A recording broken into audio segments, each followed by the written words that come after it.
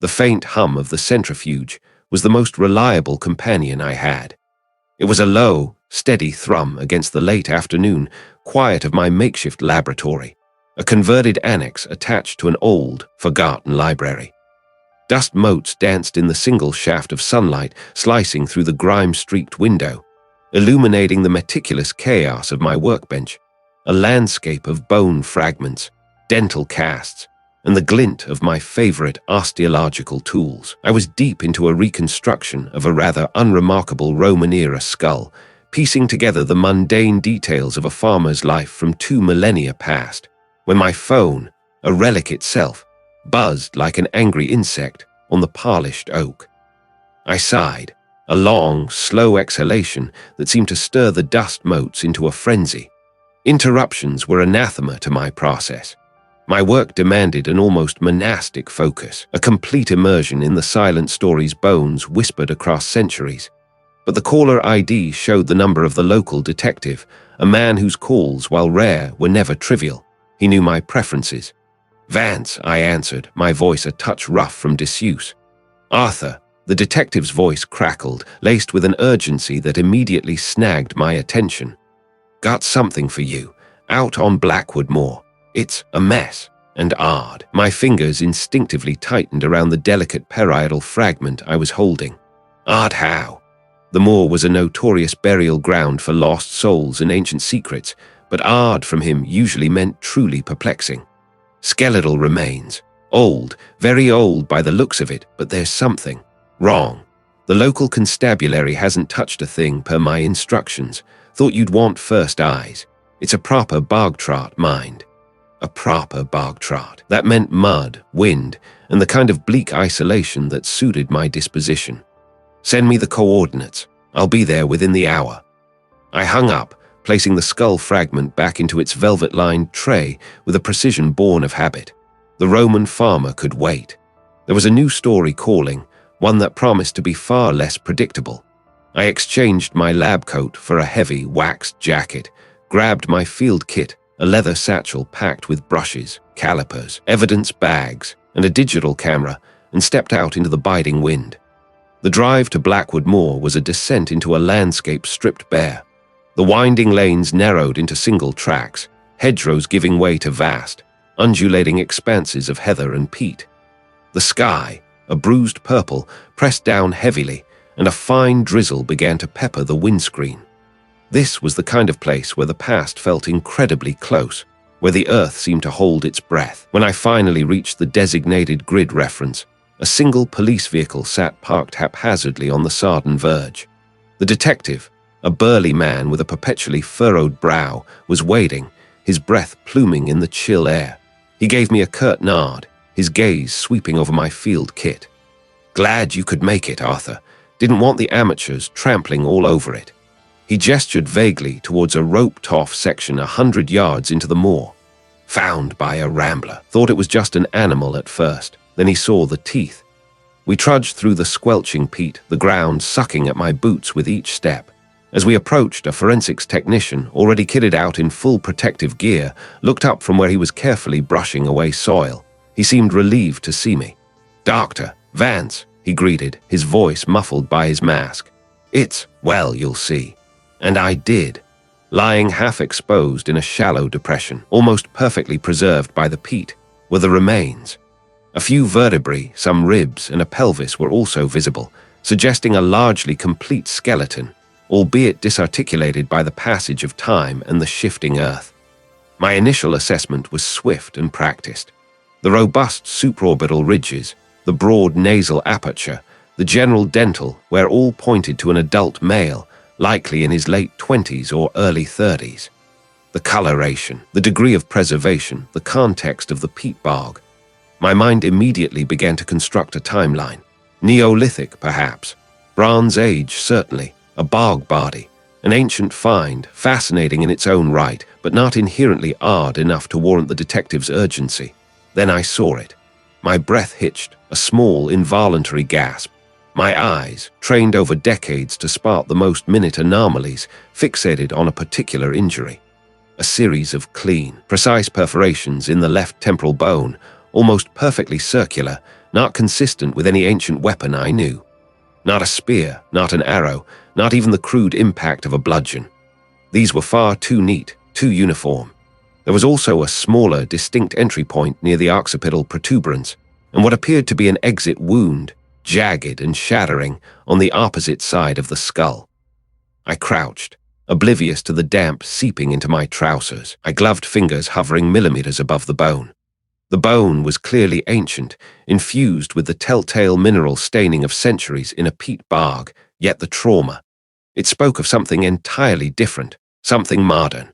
I carefully photographed the site, documenting every angle, every nuance of the remains and their immediate surroundings. The small, almost perfect circles in the temporal bone gnawed at me. They looked like, no, it couldn't be.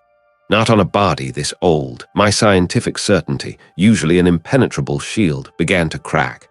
We need to get him out of here carefully, I finally said, standing slowly, my gaze still fixed on the impassable wounds. And I mean very carefully.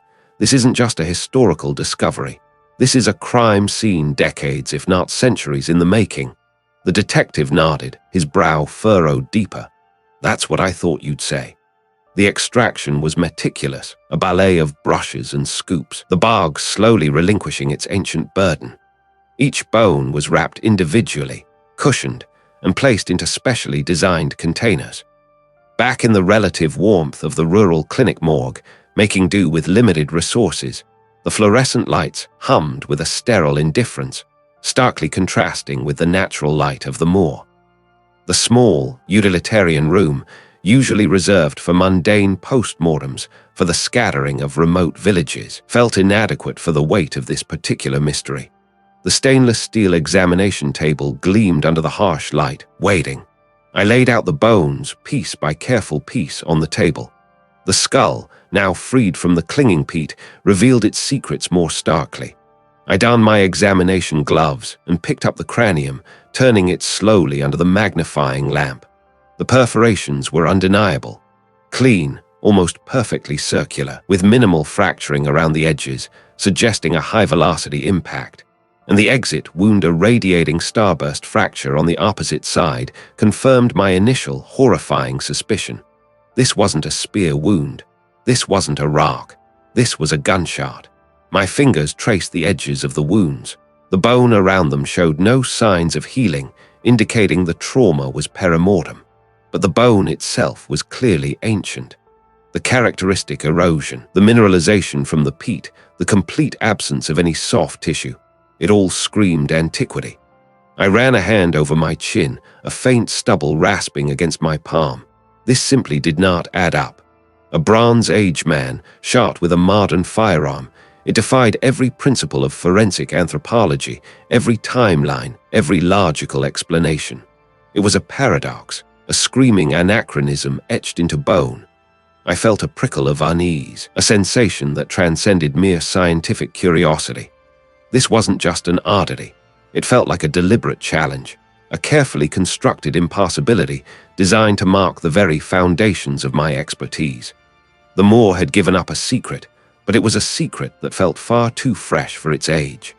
The air on the moor had been a biding companion, but the chill that settled in my bones as we drove away wasn't just from the wind. It was the quiet weight of ancient death, a burden I was only beginning to understand. The ride back to civilization, such as it was in this remote corner of the world, was a blur of heather and winding lanes. My mind was already racing ahead, sifting through hypotheses, anticipating the tactile reality of bone beneath my gloved fingers. We arrived at the designated workspace, a small, rather unassuming building that served as the local medical hub. My team, a small crew of dedicated students and a seasoned field technician, efficiently moved the carefully packed containers inside. I watched them, my gaze already sweeping the interior. This wasn't my usual state-of-the-art laboratory, not by a long shot. This was a rural clinic morgue, making do with limited resources. The fluorescent lights hummed with a weary drone, casting a stark, shadowless glow on the single stainless steel examination table. The air was sterile, tinged with the faint, metallic scent of disinfectant and something else, something older, more resonant with the space's primary function. "Not ideal, Arthur," the field technician remarked, his voice low, mirroring my own unspoken assessment. He was a practical man, used to making the best of tight situations. I just nodded, shrugging off my heavy coat. "It'll do, we adapt." My portable kit, a carefully curated collection of brushes, calipers, magnifiers, and imaging equipment, was already laid out on a side counter. Within minutes, the sterile field was established, and the first container was gently opened. Inside, nestled in custom-cut foam, was the skull. I donned fresh nitrile gloves, the familiar snap of the material against my wrist a small comfort. My hands, usually so steady, felt a slight tremor of anticipation. This was the moment where the bog's secrets would truly begin to unravel. I lifted the skull, cradling it gently. It was remarkably preserved, considering its age and provenance. The peat had worked its magic, tanning the bone to a deep, earthy brown, almost like polished wood. I started with a soft, bristled brush, meticulously clearing away the last vestiges of adhering peat and soil. Each stroke was deliberate, a ritual of unveiling. The mandible, separated from the cranium but present, was cleaned next. Then the vertebrae, ribs, and the long bones of the limbs. As I worked, the field technician, a quiet presence at the adjacent counter, began the painstaking process of cataloging and photographing each piece. Hours melted away. The world outside, the moor, the biting wind, faded into irrelevance. There was only the bone, the light, and my focused attention. I observed the general condition, the expected signs of advanced age, some post-mortem erosion from the bog acids, but nothing immediately alarming. The sutures of the skull were almost completely fused, suggesting an individual well into adulthood, perhaps even middle age. Dental wear confirmed a rough diet, consistent with pre-industrial societies. Then I picked up the right femur. My thumb traced a shallow groove near the greater trochanter. It was subtle, almost imperceptible to the untrained eye, but my fingers knew bone. This wasn't a natural imperfection. It was too regular, too intentional. I held it closer to the lamp, pulling out a powerful hand lens. The groove deepened under magnification, a clean, almost surgical cut, running perpendicular to the bone's shaft.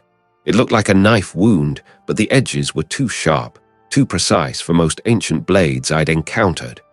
More importantly, there was no sign of healing, no callus formation, indicating it occurred at or very near the time of death. "Interesting," I murmured, more to myself than to the field technician, who merely hummed in acknowledgement, accustomed to my forensic soliloquies. I set the femur down and moved to the pelvis. My eyes scanned the iliac crest, the sacrum, then the pubic symphysis, all indicators of sex and age. The wide subpubic angle, the broad sciatic notch, definitely female, and the pubic symphysis, while degraded, suggested an age range of perhaps 30 to 45. Then I saw it. On the left ilium, just above the acetabulum, was another mark. Not a groove this time, but a small, circular perforation, no bigger than a peppercorn. The bone around it was fractured in a radiating pattern, indicative of high-velocity impact. My breath hitched. I leaned in, my magnifying lamp pulled close, the beam pinpointing the tiny hole. It was too clean, too precise. My mind immediately went to known trauma patterns. A spear tip, an arrow. No, the entry point was too small, the surrounding fracture too contained for a typical projectile from the presumed era. It couldn't be. I meticulously photographed the mark, then measured it with digital calipers. The dimensions were utterly confounding. I pulled up mental images of historical weaponry, flint arrowheads, bronze spear tips, iron swords. None of them, absolutely none, produced this kind of distinct, small, high-velocity entry wound. The radiating fractures, the clean edges, it was all wrong. I moved on, my earlier calm shattered, a prickle of unease spreading across my scalp. A tibia with a series of parallel striations that looked like nothing I'd ever seen from a bladed weapon of the Iron Age. A fibula with a clean break, but the fracture pattern suggested a twisting force, almost mechanical rather than a blunt impact. This wasn't just ancient trauma. This was anachronistic trauma. My hands trembled slightly as I re-examined the skull. I turned it over and over, searching for anything I might have missed. And there it was on the occipital bone, a small, depressed fracture. The edges were sharp, almost perfectly circular, not unlike the iliac perforation, but larger, perhaps a centimeter in diameter. Again, the radiating lines, the telltale sign of immense, localized force. My stomach clenched. This was a wound I associated with a very specific kind of modern projectile, one designed for maximum penetration and energy transfer. But these bones were centuries, perhaps millennia old. The barg had preserved them, yes, but it couldn't alter the fundamental physics of how they were broken. I sat back, staring at the scattered collection of bones on the table. A profound disorientation washed over me. Had I made a mistake? There was my dating off. Could the peat somehow distort bone trauma? I ran through every possibility, every variable. I checked my equipment, recalibrated my calipers, even double-checked the lamp's focus. Everything was functioning perfectly. My knowledge base, honed over decades, screamed that what I was seeing was impossible, but the evidence lay starkly before me.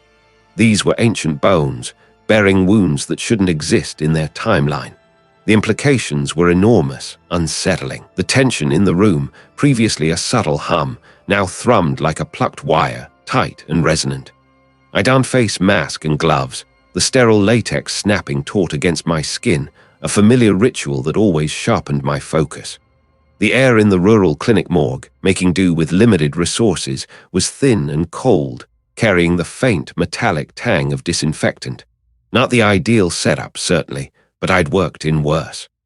My portable kit, a carefully curated collection of brushes, calipers, magnifiers, and imaging equipment, was already laid out on a side counter. It was remarkably preserved, considering its journey from the desolate moor. The bone was a deep, rich ochre, stained by centuries of earth. My initial assessment confirmed the general age range provided by the preliminary carbon dating, several hundred years old, perhaps even pushing a millennium. The cranial sutures were largely fused, indicating an adult, likely male, based on the robust supraorbital ridges and mastoid processes. I ran a gloved finger lightly over the smooth, mineralized surface, feeling the subtle contours, mapping the landscape of a long-vanished life. Then I saw it. Near the left temple, just above the zygomatic arch, was a small, almost perfectly circular perforation. My breath hitched. I leaned closer, reaching for my illuminated magnifier. The edges of the hole were too clean, too precise.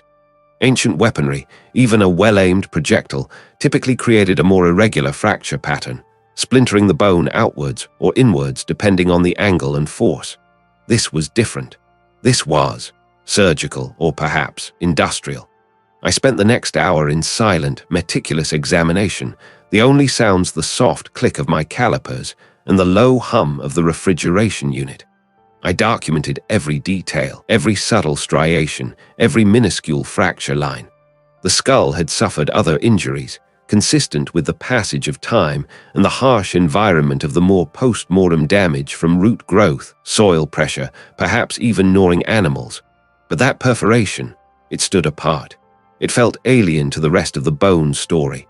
"Anything interesting, Professor?" The voice, gruff and impatient, startled me.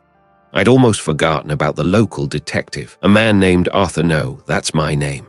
The detective, a burly man with a perpetually furrowed brow and a tweed jacket that looked like it had seen more than its fair share of moorland weather, stood leaning against the doorway, arms crossed. He had been lurking in the background since I arrived, his skepticism a palpable presence. I straightened up, removing my mask and gloves. More than interesting, detective. Disturbing, actually.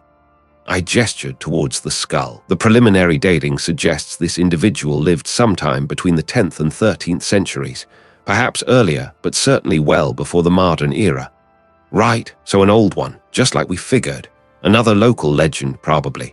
He waved a dismissive hand. We get him now and then, farmers hitting an old burial mound, that sort of thing. Except for this. I pointed to the perforation. This injury, it doesn't fit. The edges are too clean, too regular. It suggests a high degree of precision, a rotational force, perhaps even a drill. This isn't consistent with any known weaponry or tools from that period. The detective squinted, stepping closer, though he kept a respectful distance from my sterile field. He peered at the skull, his gaze lingering on the small hole. "A drill? You're saying someone used a power tool on this bloke 1,000 years ago?" He scoffed, a short, sharp sound. "Come on, Professor. Must be some kind of natural erosion. Water or a rock or, well, the moor's a strange place. Erosion doesn't create perfectly circular perforations with such defined margins," I countered, my voice firm. "And certainly not without other, more widespread signs of weathering on the surrounding bone. This is a perimortem injury, meaning it occurred around the time of death. The bone shows signs of vital reaction, some healing around the edges of another smaller, less precise wound, but this specific perforation, it's distinct." Just then, the door creaked open again, and a woman entered, her posture stiff, her eyes bright with a proprietary gleam. This was the representative from the local historical society, a formidable woman known for her fervent dedication to preserving the region's ancient past. She carried a leather-bound notebook and wore a tweed skirt suit that matched the detective's jacket in its moorland practicality. "Ah, Professor Vance," she said, her voice a little too sweet. "Any exciting discoveries? We're so thrilled to have such a significant historical find for our archives. Perhaps a Saxon chieftain or a Viking warrior." She didn't wait for an answer, her gaze already fixed on the skull. "The moor has always been rich with tales of ancient conflicts. We have several theories already in mind for a public exhibition." "Indeed," I said, choosing my words carefully. "It is certainly an ancient individual, but the manner of death appears to be unusual. I found evidence of trauma that doesn't align with the estimated period of the remains." I explained my observations again, this time with more detail about the specific characteristics of the perforation. The Historical Society representative listened, her smile slowly tightening. "Nonsense," she finally declared, waving a hand dismissively, much like the detective had. "You must be mistaken, Professor. It's an ancient burial, perhaps a ritualistic wound. The Celts had many strange practices, you know, or a hunting accident, an unfortunate encounter with a wild boar's tusk. We can't apply modern forensic standards to ancient history, can we? It simply doesn't fit the narrative." "The narrative?" I felt a prickle of irritation. "My job isn't to fit a narrative. It's to interpret the evidence, and the evidence here suggests something far more complex than a ritual or a boar attack. This kind of trauma signature implies a level of technology that simply didn't exist in this region 1,000 years ago." The detective grunted. "So what are you saying, Professor? That some time traveler popped back to the Dark Ages with a Black and Decker?" He chuckled, a dry, humorless sound. I felt a familiar frustration building. This wasn't the first time I'd encountered such resistance. People preferred simple, digestible explanations, especially when dealing with history. My findings threatened to disrupt their comfortable understanding, their established narrative. "I'm saying," I began, choosing my words precisely, "that either these remains are not as old as they appear. The carbon dating is somehow flawed, which is highly unlikely given the corroborating archaeological context, or this individual suffered an injury from a tool or method that is entirely anachronistic to their time period. It's a wound that shouldn't exist." The Historical Society representative bristled. "Perhaps you're simply overthinking it, Professor. You city experts always look for the most outlandish explanations. Sometimes, a skull is just a skull, and an old wound is just an old wound. We have extensive records of the Moor's history. There's nothing in them to suggest anything so fantastical." I looked from her to the detective, then back to the skull. Their dismissive attitudes were a wall, a quiet but firm pushback against anything that deviated from their preconceived notions. They wanted their ancient warrior, their simple historical relic. My findings, however, pointed to something far more unsettling. The clean, almost clinical hole in the ancient bone screamed of a violation, a deliberate act that transcended centuries. Am I seeing ghosts? I wondered for a fleeting second. Am I projecting a modern pattern onto something truly ancient and unknown, something my modern mind can't comprehend? The thought was quickly dismissed. This wasn't natural erosion, nor was it a simple ancient weapon.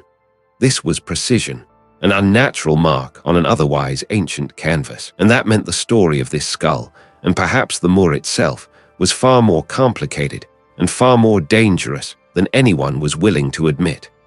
The stale air in the rural clinic morgue, making do with limited resources, clung to me like a shroud. It smelled of disinfectant, old linoleum, and a faint, metallic tang I'd grown accustomed to over the years. The fluorescent lights hummed overhead, casting a sickly yellow glow that did no favors to the pallor of the concrete walls or the worn stainless steel tables. My equipment was sparse. A single, older microscope, a collection of picks and brushes that had seen better decades, and my own battered forensic kit. No fancy imaging systems, no advanced spectrometry. Just my eyes, my hands, and my stubborn resolve. The detective and the colleague had made their position clear. They wanted a neat, tidy narrative, a relic from a bygone era, easily filed away. They'd looked at me with that familiar blend of polite skepticism and thinly veiled impatience, as if my very presence complicated their workday. But their dismissive attitudes, their quiet pushback against anything that deviated from their preconceived notions, only hardened my resolve. My gut screamed that something was wrong, and my gut had a far better track record than theirs. I pulled on a fresh pair of gloves, the thin latex snapping against my wrists. The skull lay on a sterile sheet, stark white against the drab metal. Its ancient trauma, the precise, almost surgical fractures, still nagged at me. I began my meticulous re-examination, starting with the cranium, tracing every hairline fracture, every subtle depression. I wasn't looking for anything specific, not yet. I was simply looking, allowing my mind to wander, to connect the dots I hadn't even consciously registered before. The silence was broken only by the low thrum of the ancient ventilation system and the whisper of my brush against bone. I worked slowly, methodically, moving from the larger fractures to the microscopic irregularities. I ran my fingers over the bone, feeling for subtle changes in texture, for anything out of place. This was where the real work happened, in the quiet, painstaking observation that others often overlooked. My gaze drifted to a particular fissure near the occipital bone, a tiny, almost imperceptible line that seemed to radiate from one of the larger impact points. Under the magnifying lamp, it looked like a miniature canyon, dark and shadowed. I leaned closer, my breath fogging the sterile field for a moment before I pulled back. There, nestled deep within that fissure, almost invisible to the naked eye, was a speck. It caught the light, not like bone, but with a faint, unusual shimmer. My heart gave a quiet, insistent thrum. Not a cliché, panicked beat, but a deep, resonant vibration of pure professional curiosity. This was it. This was the anomaly. Carefully, I selected the finest needle probe from my kit, a tool designed for the most delicate extractions. My hands, usually steady, felt a tremor of anticipation. I knew better than to rush. One wrong move, and this potential clue could be lost forever. Hours crawled by, or perhaps only minutes. Time blurred when I was in this zone. Finally, with a minuscule click, the speck dislodged. It was impossibly small, no bigger than a grain of sand, but in my sterile Petri dish, it was a universe. I transferred it to a slide and carefully positioned it under the lens of the microscope. The ancient instrument whirred to life, its internal mechanisms protesting slightly, but the optics, though dated, were still remarkably clear. I adjusted the focus, slowly bringing the tiny fragment into sharp relief. What I saw made the air catch in my throat. It wasn't just a speck of dirt or a random mineral. This was a crystalline structure, iridescent, with facets that refracted light in a way I immediately recognized. The color was a deep, almost indigo blue, shot through with veins of a dark, metallic sheen. My mind immediately started cycling through geological classifications, through obscure mineral databases I'd committed to memory over decades. This was lazurite, and not just any lazurite, but a specific, high-grade variety, almost lapis-like in its purity, but with unique metallic inclusions that were characteristic of a very particular geological formation. I'd only seen samples like this in textbooks or in highly specialized collections. The "wait, that doesn't add up" moment hit me with the force of a physical blow. Lazurite, here, embedded in a skull found on a desolate British moor, supposedly from an ancient warrior. The mineral was known for its deep blue hue, valued for millennia, but its primary sources were incredibly specific. Afghanistan, Siberia, parts of Chile, places thousands of miles from this damp, wind-swept landscape, and the specific metallic inclusions within this sample pointed to an even rarer subtype, one that was notoriously difficult to source and process. I leaned back from the microscope, the hum of the old machine fading into the background. My hands were still, but my mind raced, connecting the darts with furious speed. This wasn't contamination. It was too deeply embedded, too pristine, clearly part of the bone's environment at some point, and it certainly wasn't native to the local geology. This wasn't a historical curiosity. This was an anachronism, a glaring inconsistency that shattered the simple narrative the others wanted. My initial doubt, a fleeting thought that perhaps I was overthinking things, evaporated. This wasn't a mistake on my part. This was a deliberate incongruity. Someone or something had brought this body, or at least this particular mineral, a very, very long way.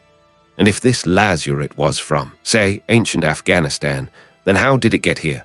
Embedded in a skull that the local authorities dated to a period long before extensive global trade routes were established. The implications were enormous. This wasn't just a clue about the victim's origin. It was a clue about a journey. A journey that shouldn't have been passable, or at least shouldn't have left such an indelible, geographically impassable marker. This wasn't an ancient warrior who died on his homeland. This was something far more intricate, far more unsettling. A knot of tension tightened in my stomach. I had stumbled onto a thread, delicate but undeniably present, that pulled at the very fabric of the established story. And I had a creeping suspicion that the truth it unraveled would be anything but ancient. The fluorescent lights hummed overhead, casting a sickly yellow glow that did no favors to the ancient bones splayed across my examination table. I'd been at it for hours, meticulously scraping away the last stubborn flecks of peat, my magnifiers pushed tight against my eyes, my breath a steady rhythm in the quiet room. The remains, designated more specimena by the local constabulary, were a puzzle wrapped in a riddle. The carbon dating was firm, early Iron Age. The trauma, however, was stubbornly anachronistic. A clean, precise incision on the left humerus, a fracture on the cranium that spoke of immense, focused force. And then there was the rib. I'd almost missed it. A hairline fracture, long healed, near the 7th thoracic vertebra. It was so subtle, so perfectly fused, that only the angle of the light, catching a minute glint, drew my attention. I leaned in closer, my breath hitching. A tiny speck, no larger than a pinhead, was embedded deep within the callus, almost swallowed by the bone's regrowth. I carefully picked up a pair of fine-tipped forceps, my hand steady. The fragment resisted at first, then, with a minute click, it came free. I dropped it onto a clean slide and nudged it under the microscope. My initial thought was a natural inclusion, some mineral or stone fragment. But what I saw sent a chill through me that had nothing to do with the clinic's inadequate heating. Under magnification, the speck revealed itself not as rock, but as metal. Not just any metal, either. Its surface showed the distinct lamellae of tempered steel, a microcrystalline structure utterly impossible for the Iron Age. It was too precise, too refined. A shard, almost perfectly triangular, glinted back at me. This wasn't a natural occurrence. This was a piece of something manufactured, a tool, perhaps a weapon, from a time far removed from when these bones walked the earth. My mind raced. How could an Iron Age individual sustain a wound from tempered steel and then live long enough for the bone to heal around it? It defied every principle of forensic anthropology I'd ever learned. This wasn't just an anachronism, it was an impossibility. Unless the remains weren't as ancient as they seemed, or the fragment was introduced much later. But the bone itself was clearly ancient, the peat staining deep and consistent. No, the fragment had been in the living bone. This wasn't a simple historical cold case. This was something far more twisted, a deliberate deception spanning millennia, or an act so cunning it bordered on the supernatural. I knew, with a certainty that settled like lead in my gut, that I was looking at a clue that changed everything. I packed the fragment carefully, my hands trembling slightly. My initial hypothesis of an isolated, unusual case crumbled around me. I needed context, historical context, but not just for the Iron Age. I needed to search for similar anomalies, similar disappearances, anything that mirrored the unusual trauma I'd identified. The answer wouldn't be found in this rural clinic morgue. It would be buried in archives, in forgotten histories. The next morning found me not on the moor, but ensconced in the hushed quiet of the university's special collections library. The air, thick with the scent of aged paper and leather, felt like a sanctuary compared to the sterile tang of the clinic. I'd secured access to the regional archives, focusing on the area surrounding the moor. My request had been vague enough: research into local historical incidents and folklore related to unexplained disappearances, to avoid raising too many eyebrows. I started with the local parish records, then moved to old newspaper clippings, and finally to obscure local histories compiled by amateur antiquarians. My search was like panning for gold in a river of silt. Most entries were mundane: crop failures, petty crimes, births, deaths. But I wasn't looking for the mundane. I was looking for the echoes of the impossible. Hours bled into one another. My eyes ached from deciphering faded copperplate script and smudged letterpress. I scrolled through microfiche, the projector whirring softly, casting ghosts of the past onto the screen. Doubt began to creep in. There was I chasing a phantom. There was the steel fragment, a fluke, an accidental modern contamination I'd somehow missed. Then, in a bound volume titled Chronicles of the Northern Marches, published in 1887, I found it. A short, almost dismissive entry from 1712. The disappearance of one Alara, a crofter's daughter, from the moorland edge. No trace found, save for a single bone, gnawed clean by beasts, bearing a peculiar mark, like a star of iron embedded within.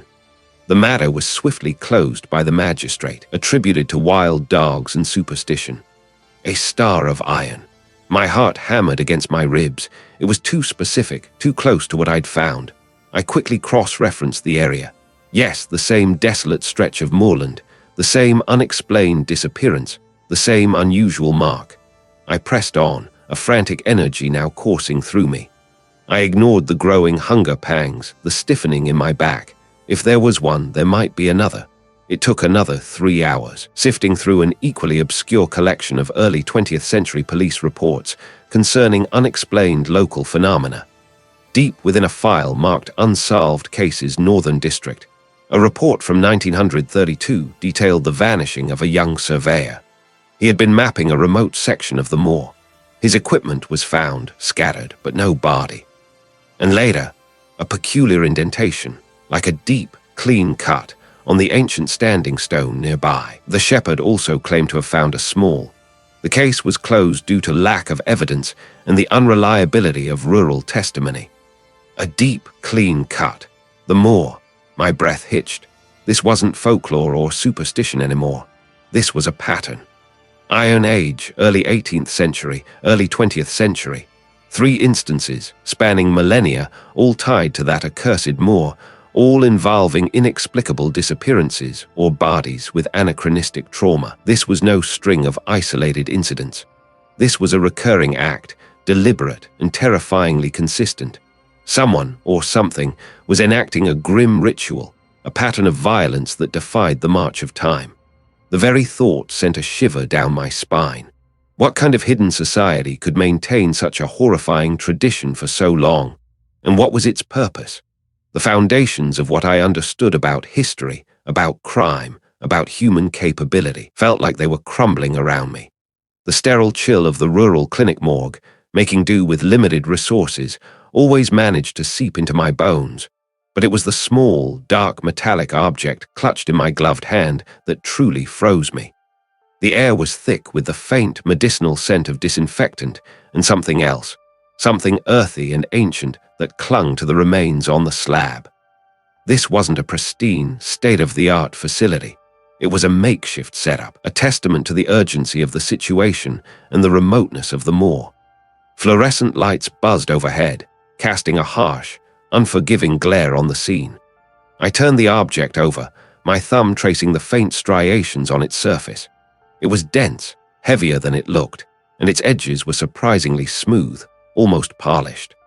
The cut on the ancient bone, the one that mirrored the trauma on the early 18th century and early 20th century, remains. It was too precise, too uniform to be accidental.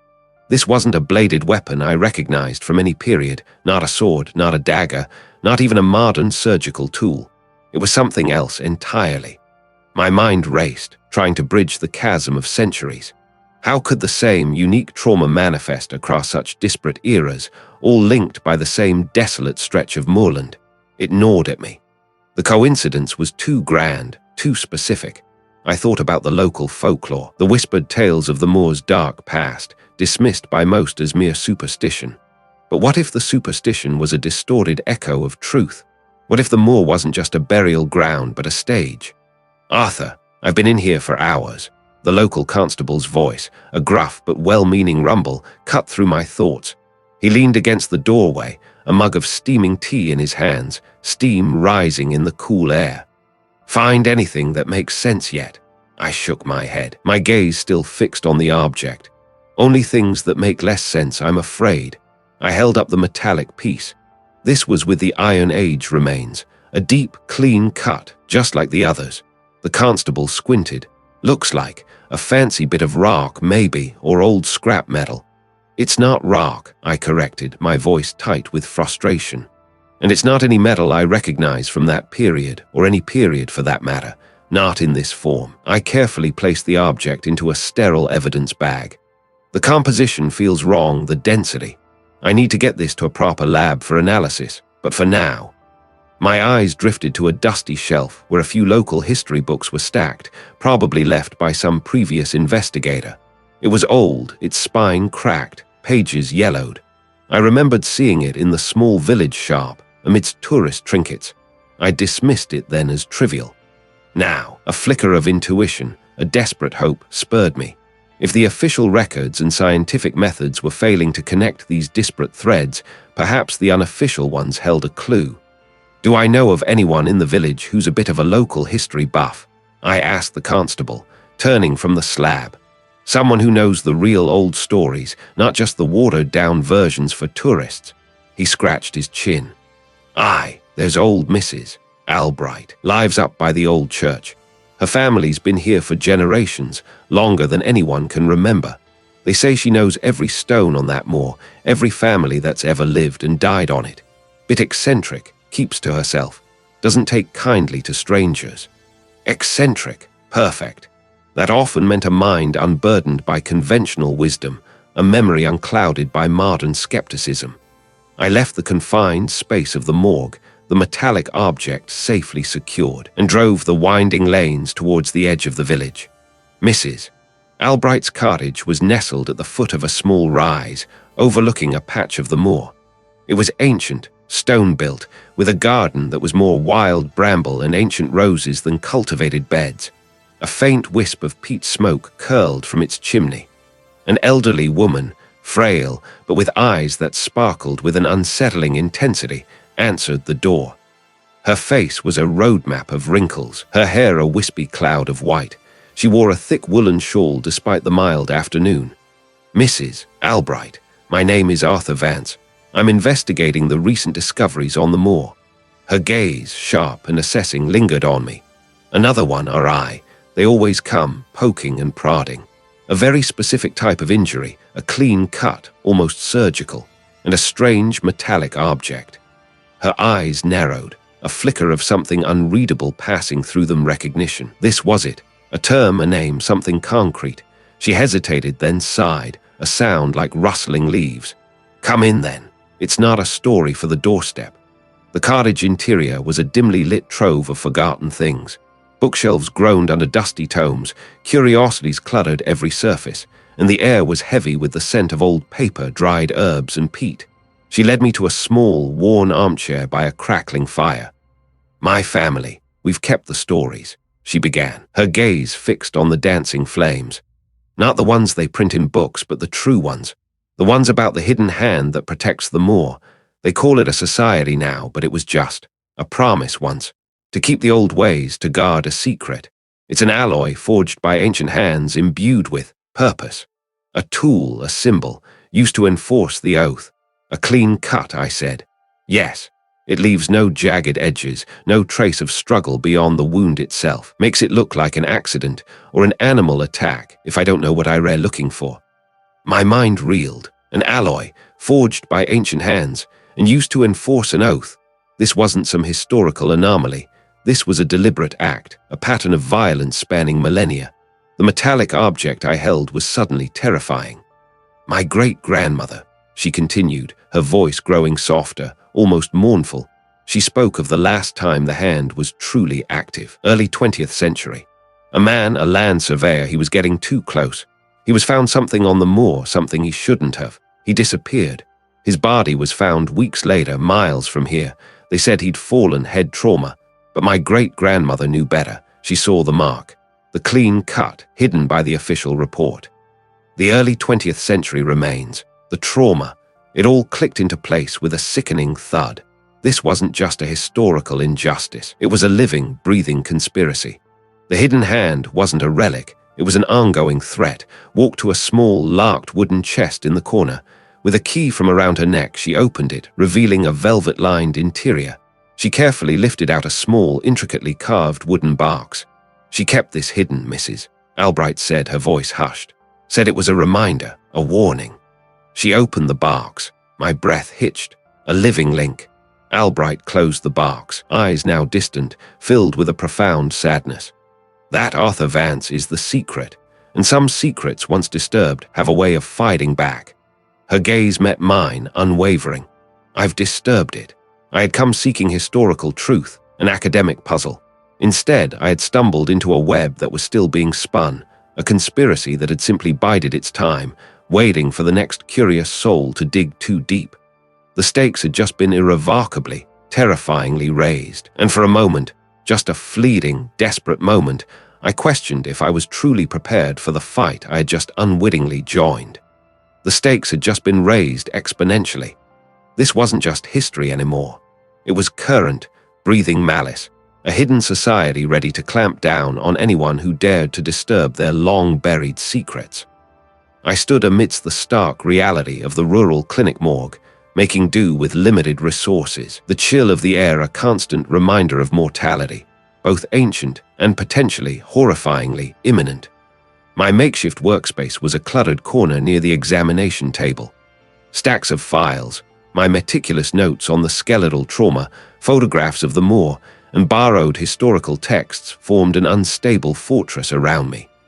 The air, thick with the scent of disinfectant and something metallic, clung to my clothes. The previous day's revelation, the anachronistic trauma that screamed of modern tools, had cracked open the historical puzzle I thought I was solving. Now, I wasn't just a forensic anthropologist. I was an unwelcome intruder. I hunched over the latest set of scans, comparing the distinct scoring on one of the ancient femurs to a catalogue of contemporary tool marks I'd pulled from online forensic databases. The parallels were sickeningly precise, a particular type of serration, a specific crushing force, an almost surgical precision that spoke not of desperation or crude weaponry, but of methodical, deliberate intent. This wasn't an isolated incident. It was a pattern, echoed across centuries. Someone, or some group, had been at this for a very, very long time, and they were still at it. My focus was absolute, my mind a centrifuge of data and speculation. I'd been working through the night, fueled by lukewarm coffee and a growing sense of dread. The fluorescent lights hummed, casting a sterile, unforgiving glow on everything. The only other sound was the rhythmic thrum of the ancient refrigeration unit, a constant, low growl that was easy to ignore until it wasn't. I reached for my worn leather satchel, tucked under the rickety table, intending to pull out a fresh notepad. My fingers brushed against the rough fabric. That's when I felt it, a slight displacement. I always positioned my satchel with the flap facing the wall, a habit born of years of working in less than secure environments. Now, the flap was angled outward, just perceptibly. My breath hitched. I pulled the satchel out slowly, my gaze sweeping the small, Spartan office connected to the examination room, Nothing seemed amiss. The single window, high and grimy, was still latched. The door to the main corridor was closed, but my satchel, I opened it. My personal journal, usually tucked deep within, was now resting near the top. My spare glasses, which I kept in a hard case, were no longer in their designated side pocket, and a small, folded map of the local moor, which I'd been using to mark the precise locations of the scattered remains, was missing. Had I just been careless? Fatigue often played tricks on the mind, blurring memory, making small oversights seem significant. I stood there, journal in hand, trying to reconstruct my movements from earlier. Had I left it like this? It felt wrong, terribly wrong. My hands trembled slightly as I placed the journal back, pushing it deeper, trying to convince myself it was nothing. Just my paranoia, amplified by the unsettling nature of my discoveries. I tried to resume my work, but the edge of my focus was blunted. The hum of the refrigeration unit now sounded like a low, watchful growl. I found myself glancing over my shoulder, checking the door, straining to hear anything beyond the monotonous sounds of the building. This wasn't just about ancient bones anymore. Someone knew I was here. Someone had been in here. The thought made my stomach clench.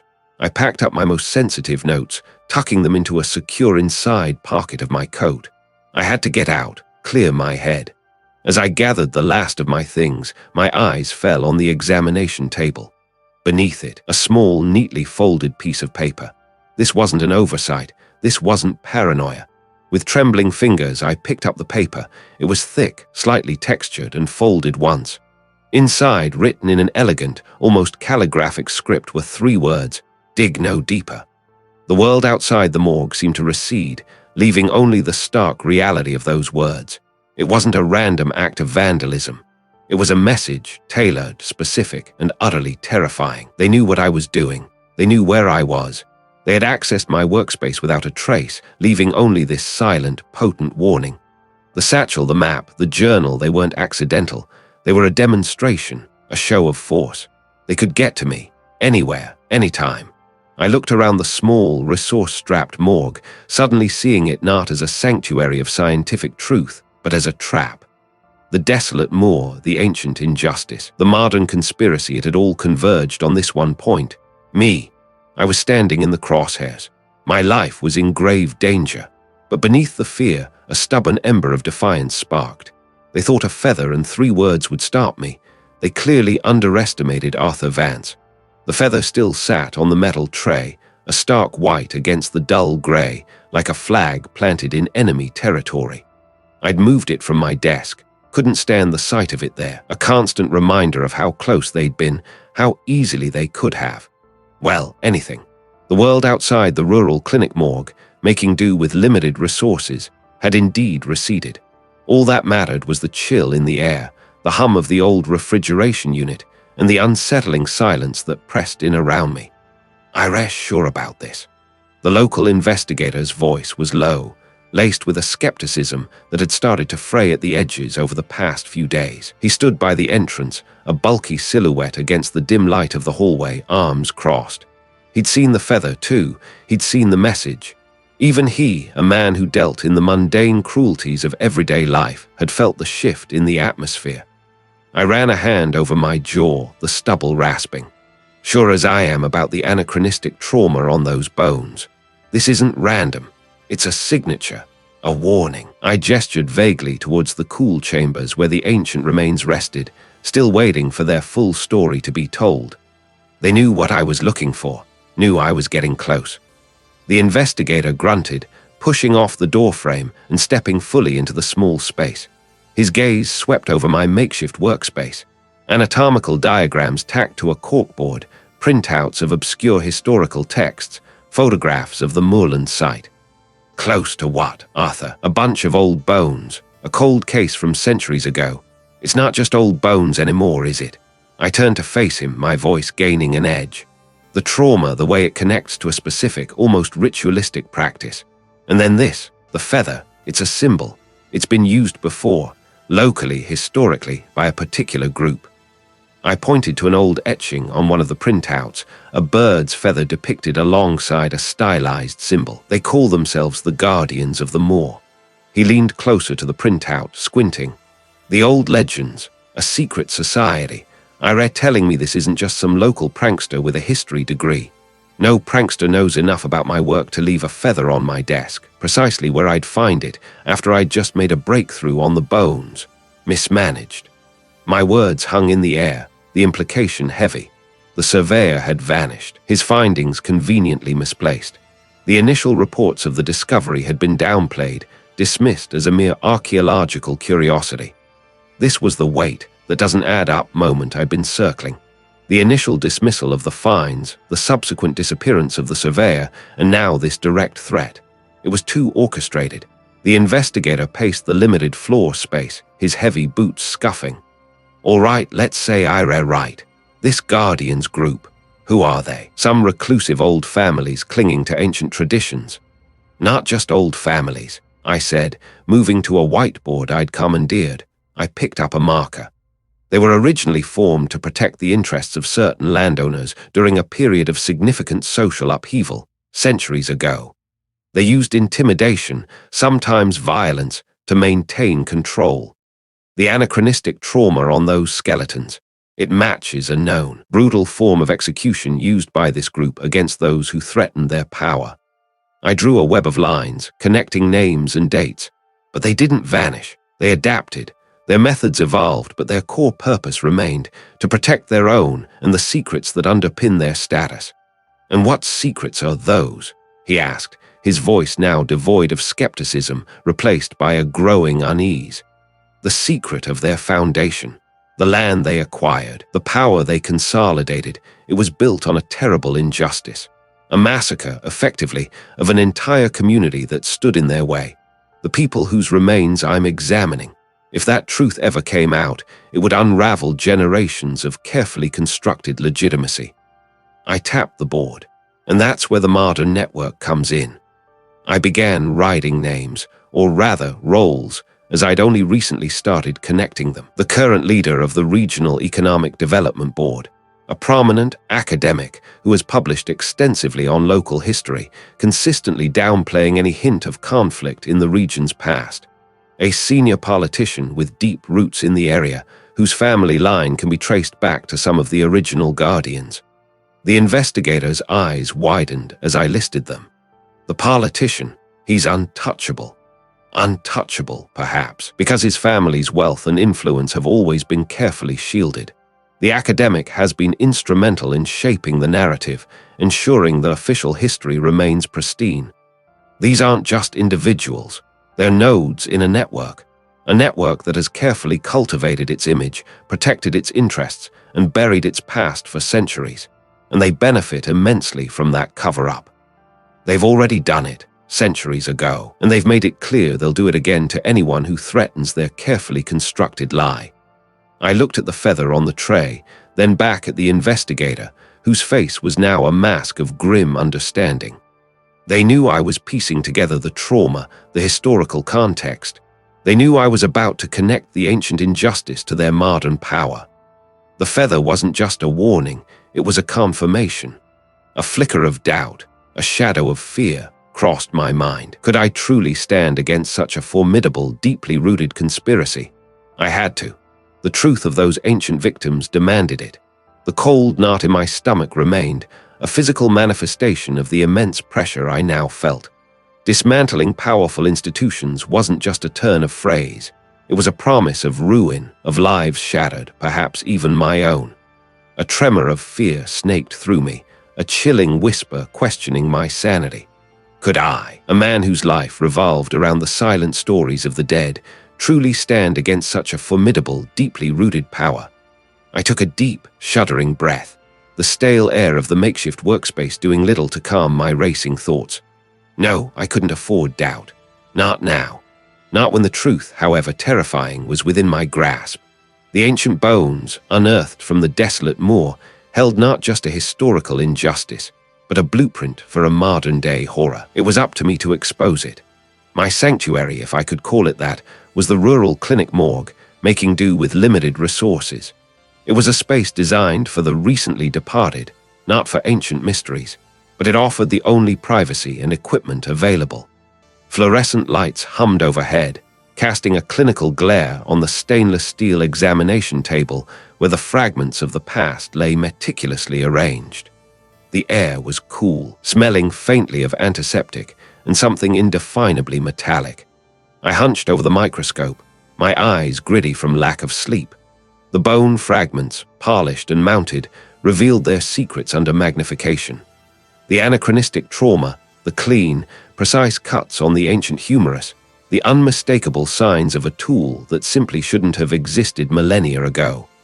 I had documented it, photographed it, cross-referenced it with modern forensic texts, and even consulted with a few trusted, uncompromised colleagues under vague pretenses. But that wasn't enough.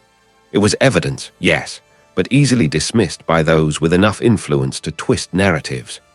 I needed something irrefutable, something that screamed modern conspiracy even to the most skeptical observer, something that couldn't be explained away as a natural phenomenon or a misinterpretation of ancient practices. My gaze drifted to a small, almost insignificant detail I had previously catalogued but not fully appreciated. A tiny, nearly invisible speck embedded deep within a hairline fracture on one of the larger cranial fragments. But I had a hunch. Carefully, with tweezers finer than any spider silk, I extracted the speck. It was minuscule, no larger than a grain of sand. I placed it on a fresh slide, added a drop of reagent, and slid it under the electron microscope. Image resolved, slowly at first, then sharpening into an intricate lattice. It wasn't organic. It wasn't mineral. My breath hitched. The structure was synthetic, a polymer, and not just any polymer. It was a specific type of resin, commonly used in high-grade industrial adhesives and specialized coatings. I knew this because I had encountered similar residues in other, more contemporary cases, though never on remains dating back to the Iron Age. This wasn't just a trace, it was a signature that pointed directly to the modern era, to industrial processes, to something manufactured. This was it, the reveal. This microscopic shard of plastic, embedded in bone that had been buried for thousands of years, was the smoking gun. It couldn't be explained away. It was an impossibility that could only be explained by deliberate modern intervention. It linked the ancient victims not just to modern tools, but to modern materials, suggesting a precise, perhaps even ritualistic, application of these materials. It hinted at a sophisticated operation, not just a random act. My mind raced, connecting the dots. The anachronistic trauma, the specific type of synthetic resin, the precise nature of the cuts. It wasn't just about covering up a historical injustice anymore. It was about understanding how they were doing it and why they were so desperate to hide it. This resin, this specific type of high-strength adhesive, was used in specific industries. Industries that often intersected with infrastructure, with large-scale construction, with powerful corporate entities. A plan began to form, sharp and dangerous, in my mind. I couldn't just present this evidence to the local authorities. They were likely compromised or outmatched. I needed to force the conspirators into the light, to create a situation where they couldn't simply disappear me or my findings. I needed a public stage, and I needed an audience that couldn't be bought or intimidated. My eyes fell on a stack of old local newspapers in the corner, forgotten relics from a previous cleanup. A face on one of the mastheads caught my attention. A sharp-eyed investigative reporter who had broken a few minor corruption stories in the regional capital. He was tenacious, perhaps a little reckless, but she valued a scoop above all else. He was my conduit. The plan was audacious, bordering on suicidal, but it was the only way. I would leverage their desperation, their need to control the narrative. I would give them a taste of the truth, just enough to make them desperate, to make them come to me. I pulled out my phone, my fingers hovering over the keypad. This wasn't a casual call. This was the moment I stopped being an observer and became a participant. I would craft a carefully worded message, an anonymous tip hinting at something monumental, something that would send shivers down the spine of any journalist worth their salt. I would propose a meeting, not here, not at the clinic, but at a seemingly innocuous location, a place I had scouted weeks ago during my initial research on the moor. An abandoned mill on the outskirts of the nearest town, a place with multiple exits, crumbling walls, and enough echoes to make every sound a potential threat. The event. I swallowed hard, the metallic taste of fear sharp on my tongue. The anonymity would pique her interest. The promise of a devastating exposé would hook her, and the location. It would draw the conspirators out. But I would have a surprise waiting. My evidence, meticulously prepared, sealed, and ready to be revealed. And perhaps a hidden recording device, just in case. My thumb pressed the send button. The message was concise, cryptic, and utterly irresistible. Ancient bones, modern cover-up. The moor holds secrets that reach into the highest offices. Meet me at the Blackwood Mill midnight, 3 nights from now. Come alone. Bring a camera. The trap was set. Now all I could do was wait. The air in the rural clinic morgue, making do with limited resources, hung thick and heavy, smelling faintly of antiseptic and something deeper, more metallic. Not the sterile, clinical scent I was used to in my own lab, but a raw, unvarnished tang that sharpened my senses. A single fluorescent strip light hummed overhead, casting a sickly yellow glow on the assembled faces around the makeshift conference table. It was an odd tableau. The cold, stainless steel examination table pushed against one wall, draped with a sheet, while a rickety projector cast my carefully prepared slides onto a blank section of the opposite wall. The detective sat to my left, his usual stoicism laced with an unfamiliar tension. Across from us were the senior official from the Regional Oversight Committee and the legal representative from the Land Development Corporation, the very institutions I suspected of being complicit. 2 other observers, their faces unreadable, rounded out the small, uncomfortable gathering. My trap was sprung. Now, I had to ensure it didn't snap back on me. Thank I all for coming. I began, my voice steady, though my heart hammered a frantic rhythm against my ribs. I've been asked to present my findings regarding the remains discovered on the moor. I clicked the remote. The first slide showed a detailed photograph of the ancient skull, focusing on the distinct cranial fractures. As I know, these remains were initially dated to the early Iron Age. However, the trauma patterns presented a significant anomaly. I paused, letting the image sink in. The paramorum injuries, specifically these depressions and radiating fractures, are inconsistent with known weaponry or tools from that period. They suggest a very specific, high-impact, blunt force application. The senior official shifted in his seat, a slight frown creasing his brow. Inconsistent, Professor Vance, or simply indicative of a unique local practice we haven't documented. His tone was dismissive, an attempt to steer the narrative back to a comfortable historical footnote. I met his gaze. Neither. They are consistent with a specific type of industrial tool, a heavy-duty hydraulic press, to be exact. A tool that wouldn't exist for another 2 millennia. I watched the subtle flicker in his eyes. The precise, localized compression. The lack of widespread shattering, the distinct pedal fractures, these are signatures of immense, focused pressure, not a crude blow from a stone axe or a bronze sword. I advanced to the next slide, a comparative image.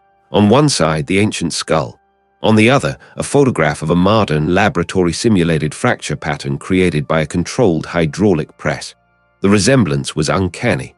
Gasps, barely suppressed, rippled through the small group. When I first saw this, I continued, gesturing to the ancient skull on the screen. I doubted my own eyes. My training, my entire career, screamed that this was impossible. I questioned every assumption, recalibrated every dating method. For a week, I was convinced I was losing my mind, that I had made some catastrophic error. A brief, honest admission of self-doubt. But the evidence remained, and it forced me to consider a terrifying alternative. I clicked again. The next slide showed a historical map of the moor, overlaid with land ownership records. The area where the remains were found has been owned by a succession of entities, all ultimately linked to the same powerful interests. Interests that, historically, sought to exploit the mineral resources beneath that land. The legal representative cleared his throat. Professor, this is hardly forensic evidence. Land records are public domain. What does this have to do with anachronistic trauma? His voice was smooth, practiced, designed to sound reasonable while undermining my credibility. Everything, I replied, my voice gaining a quiet intensity, because the ancient remains weren't ancient at all, not in the way we initially understood. This was the moment, the reveal. Radiocarbon dating, when carefully isolated from environmental contamination, pointed to a much more recent time frame for the organic matter within the bones late 19th, early 20th century. The anachronistic trauma wasn't an anomaly from the past. It was a signature of a specific, brutal method of silencing dissent and disposing of bodies, used right here during a period of intense labor disputes and social unrest. I looked directly at the senior official. The historical injustice wasn't just about resource exploitation. It was about the violent suppression of anyone who stood in the way. Workers, activists, local residents. They simply vanished. Their disappearances were recorded as runaways, accidents, or attributed to the harsh conditions of the time. Another click. The screen now displayed old newspaper clippings, faded reports of missing persons from the late 1800 and early 1900, specifically mentioning individuals who opposed the very land development corporations represented by the legal representative. Beside them, zoomed-in sections of the original site plans for the moor, clearly showing the location of an old, disused mine shaft and a long-demolished processing facility. My investigation led me to archival records of the old mining operations. I explained. Specifically, the machinery used.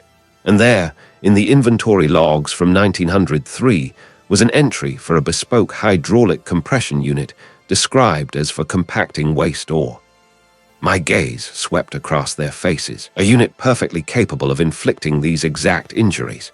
The bodies were compacted, then buried in the unstable, boggy ground of the moor, relying on the natural acidity and waterlogging to accelerate decomposition and obscure the true nature of their demise. Their ancient dating was a result of the unique preservation environment, misleading initial analysis. The detective scribbled furiously in his notebook. The two observers exchanged glances, but it was the senior official who finally spoke, his voice tight.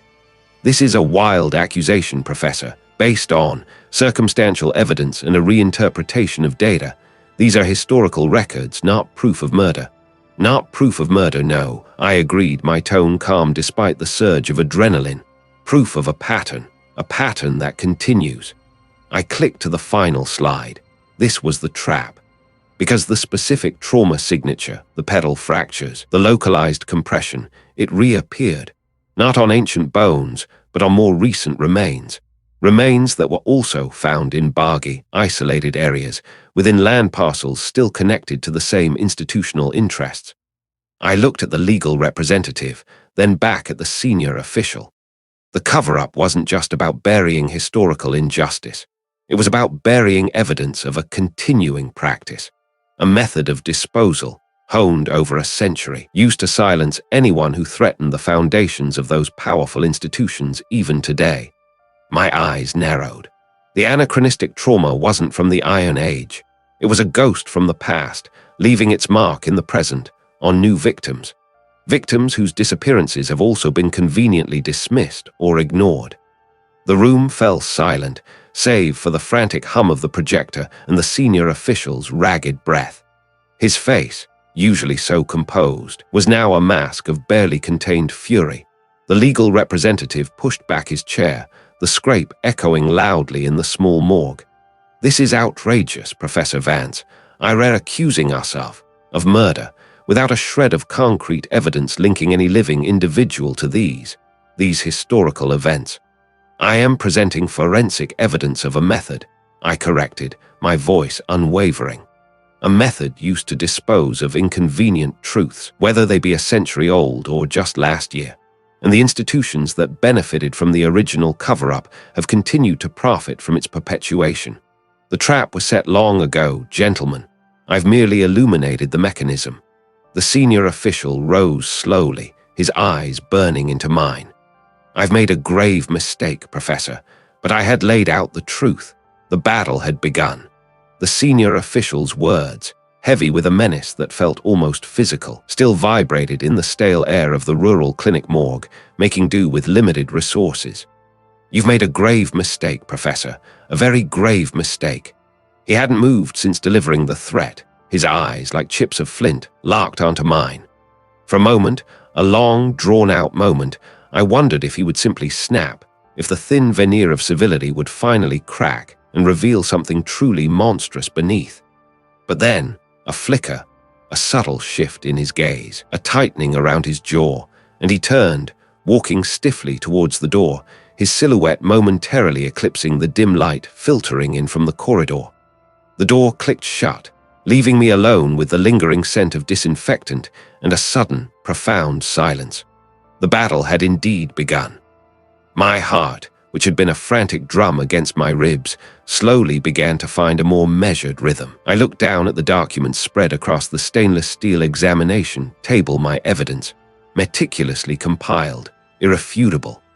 The photographs of the skeletal remains, the forensic reports detailing the anachronistic trauma, the historical documents unearthed from dusty archives, all pointing to a truth so damning it could unravel decades of carefully constructed lies. I had laid it all out, exposed the rot beneath the gilded facade. Shiver traced its way down my spine, not from the cold of the room, but from the sheer audacity of what I had done. I, Arthur Vance, reclusive anthropologist, had just poked a very angry bear. My phone, lying face down on a nearby trolley, buzzed with an insistent vibration. I picked it up, my thumb hovering over the screen. It was a number I didn't recognize, followed by another and another. The world, it seemed, was already reacting. I didn't answer immediately. Instead, I began to gather my notes, carefully stacking the files, securing the thumb drives. The instinct to organize, to bring order to chaos, was ingrained. It was a small act of defiance against the whirlwind I knew was about to engulf me. As I worked, the gravity of the situation settled in. This wasn't just about bones anymore. It was about living people, powerful people, and the lengths they would go to protect their secrets. By the time I finally stepped out of the rural clinic morgue, making do with limited resources, the quiet calm of the morning had shattered. The corridor was no longer empty. A group of uniformed officers, their faces grim, were already waiting.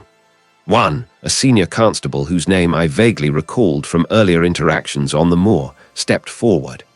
"Professor Vance," he answered, his voice clipped. "We've received instructions. The arrests have begun. A warrant was issued for the senior official you just spoke with and several others mentioned in your report." My breath hitched. So they moved fast, faster than I'd anticipated. A small, almost imperceptible tremor ran through me, a mix of vindication and a sudden, sharp fear. This was real. This was happening. "And the others?" I asked, my voice surprisingly steady. The names I provided, those connected to the original cover-up. The constable hesitated, his gaze shifting to a colleague before returning to me. "Investigations are ongoing, Professor. This is extensive, larger than anyone imagined. Larger than anyone imagined." That was the understatement of the century. The entire edifice, built on lies and buried truths, was still standing, albeit wobbling. Over the next few hours, my phone became a relentless adversary. Journalists, their voices a clamor of urgent questions, hounded me. Colleagues, some supportive, some wary, offered congratulations mixed with thinly veiled warnings. Above all, to trust no one. "The public outrage is immense, Arthur," he told me, his voice tight with an urgency that conveyed the scale of the unfolding storm. "The news is everywhere. The historical injustice, the deliberate concealment, it's igniting a firestorm. Protests are forming already. People are demanding answers, demanding accountability."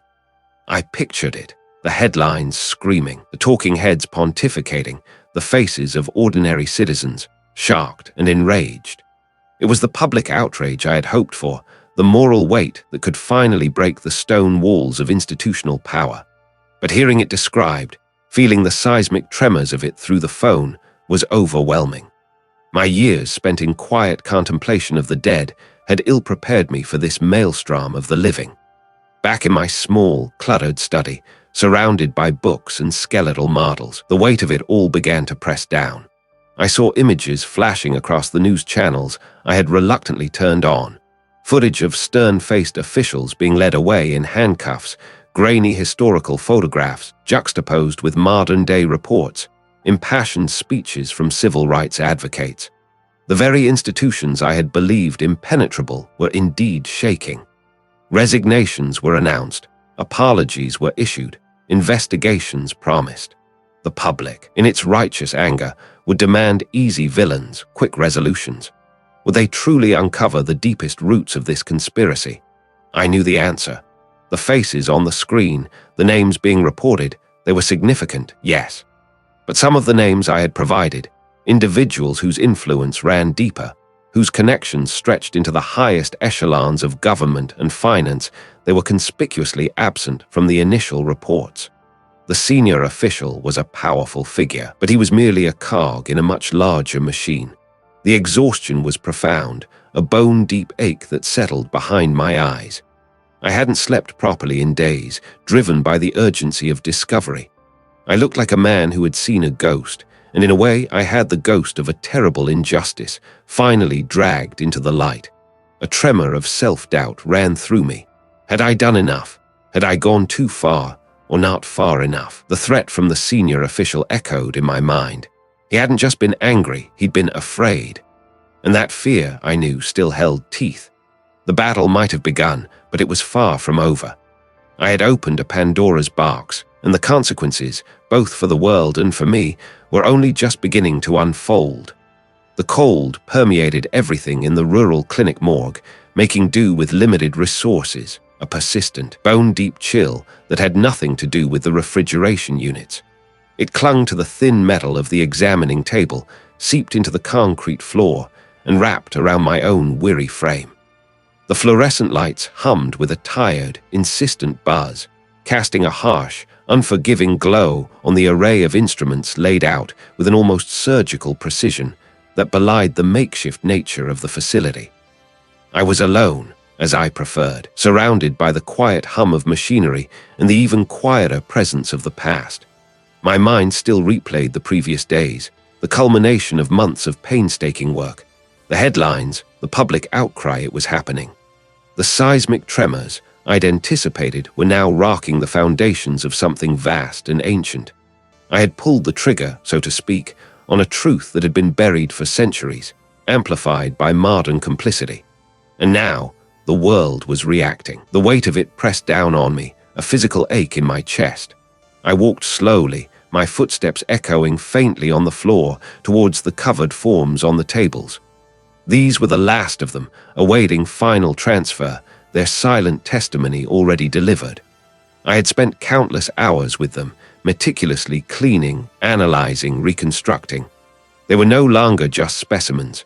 They were individuals. I had come to know them through the subtle markers on their bones, the healed fracture on one elder's tibia, the faint traces of arthritis in another's spine, the evidence of childhood malnutrition that spoke volumes of their early lives. I'd given them names in my head, simple monikers like the Weaver, the Hunter, the Child. It felt important to do so, to reclaim a sliver of their identity from the anonymity of death and the deliberate erasure of history. Justice. The word felt immense, almost too grand for the cramped space, too abstract for the tangible suffering these bones represented. What did justice truly mean for people long dead, whose lives had been cruelly extinguished by a system that deemed them expendable? It wasn't about vengeance. It was about recognition. It was about ripping away the comfortable lies that allowed powerful institutions to thrive on historical injustice, to expose the rot beneath the polished facade. It was about ensuring their suffering wasn't in vain, that their story, however grim, finally saw the light of day. I paused beside the smallest form, that of the child. My gloved hand hovered over the sheet before I gently pulled it back, revealing the delicate, fragmented remains. A small rib cage, a tiny skull, the fragile long bones so young. The anachronistic trauma had been particularly heartbreaking on this one, the signs of a deliberate, violent end. It wasn't just ancient history.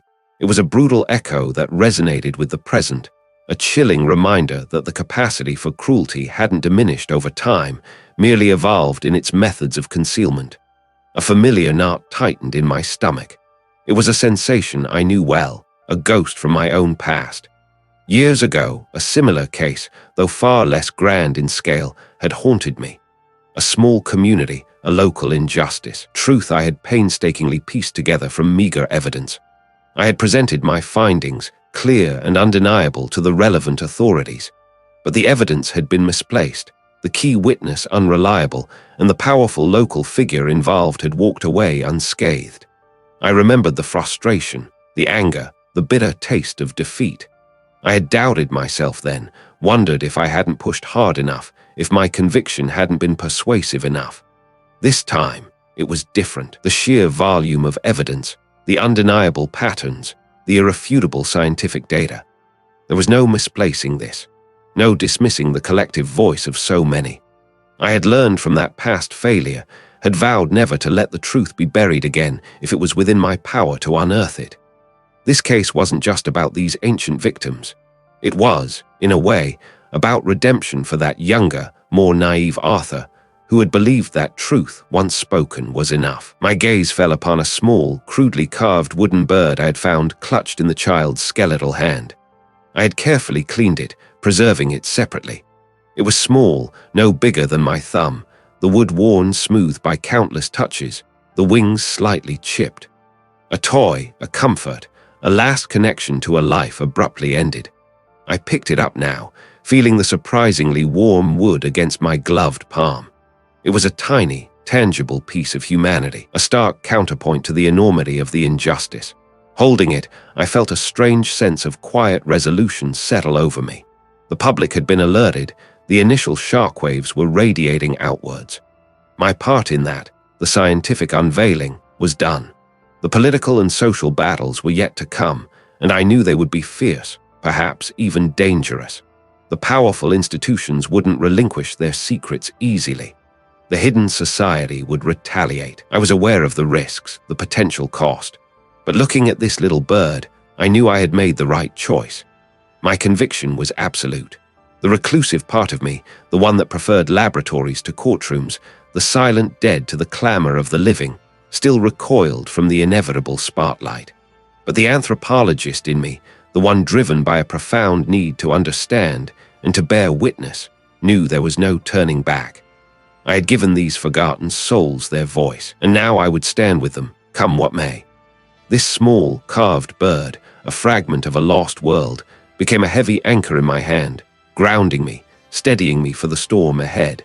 The ache in my chest was still there, but it was no longer just the weight of the past. It was the steady thrum of a future I was now irrevocably bound to. 2 days had passed since the discovery, a sterile word for the explosive unraveling that had taken place.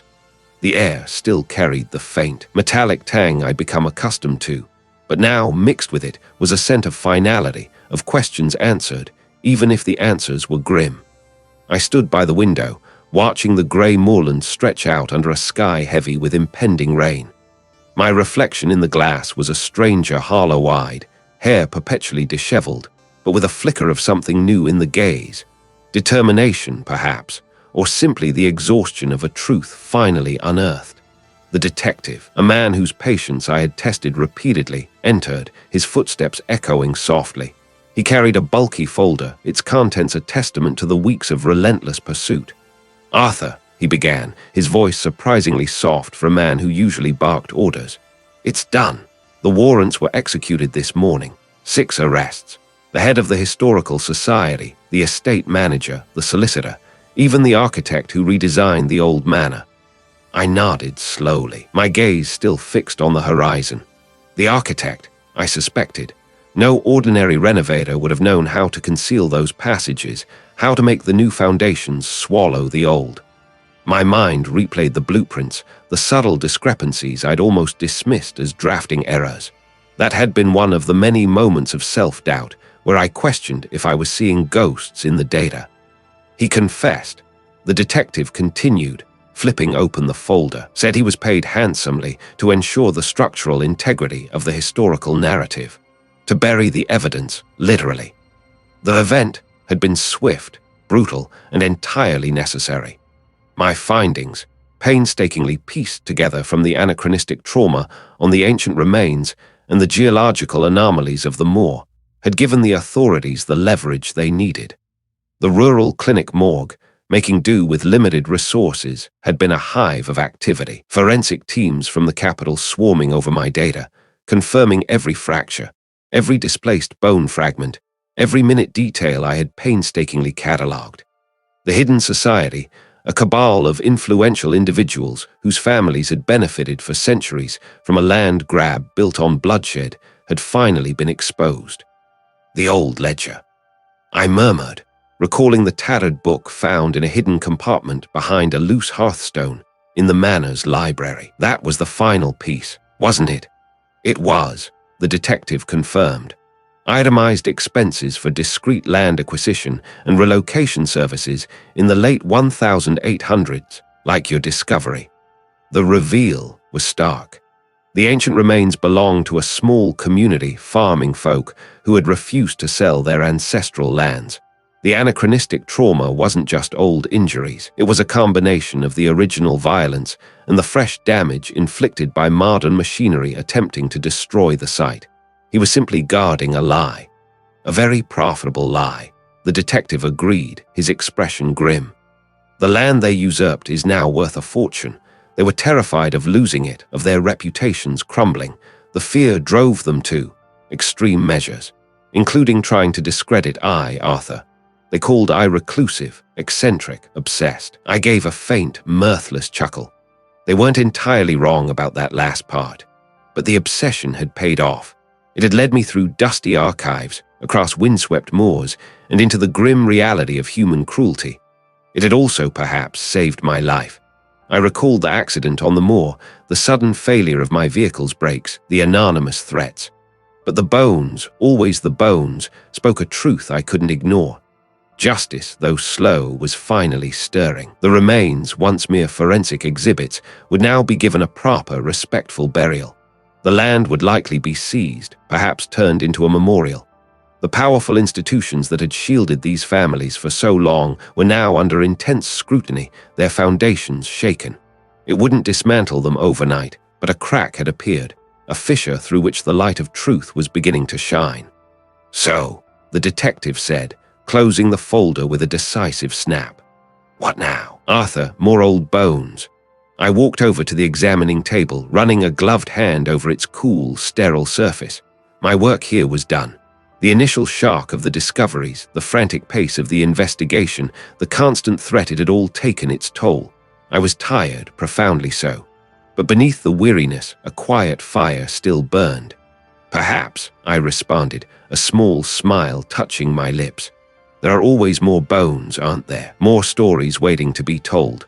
More injustices waiting to be rectified. The reclusive anthropologist who had preferred the silent company of the dead to the complexities of the living had been irrevocably changed. And in doing so, I had found a new kind of purpose. Not just to interpret the past, but to ensure its lessons were heard, loud and clear in the present. The rain finally began to fall, drumming softly against the window pane.